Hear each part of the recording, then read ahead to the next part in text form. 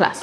ዛሬ እንደ አራቲቹ ምን እሺ ነው ዛሬ ጭንቄሽ ላይ ተመጠምሹ እንደዚህ ራስ ምታት ሆኖ ያስቸገራችሁን ጉዳይ እንደ ፓናዶል ኤክስትራ የሆነች አሪፍ ሌሰን ነው ማስተምራችሁ አብራችሁኝ so used to እና be used to ምንድናቸው ልዩነታቸውስ ምንድነው አረ በጣም ስፈልገው የነበረ ትምህርት ይችላል ብታይ are you being for real አትቴየነ ነው ምልሽ ሚስዬ ዋው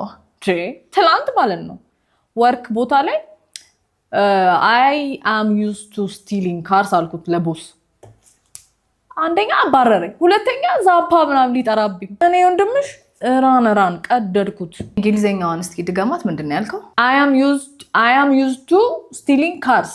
ነው ያልኩት ድሮ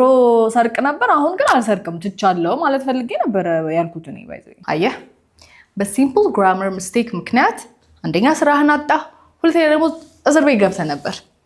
እሺ ለማንኛውም used to where's my marker ጻፍሽ used to ምን ማለት ነው something used to የምትጠቀመው የሆነ ነገር ድሮ የምታደርገው የነበረ ነገር አሁን ግን ማታረጋው የተወከው ድሮ ታረጋው ነበር አሁን ግን you no longer do that thing ለምሳሌ I used to steal cars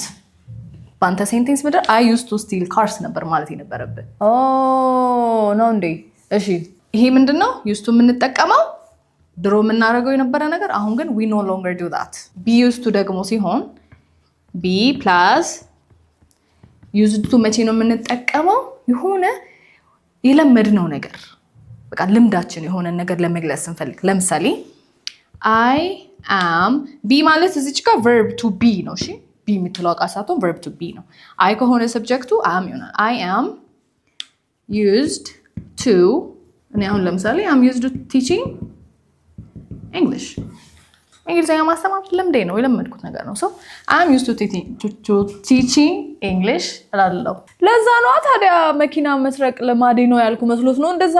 ዛፓ በዛፓ ላይ አደረገው ነበር ወደ ቤቱ ቀወጣው እኮ የሚቀወጥ እኮ ያደረገው መለጠው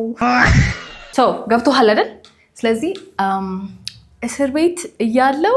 የእስር ቤት ምግብ መብላት ለምጄ ነበር ልምዴ ነው በልልኝ እስኪ I am used to eating prison food. I am used to eating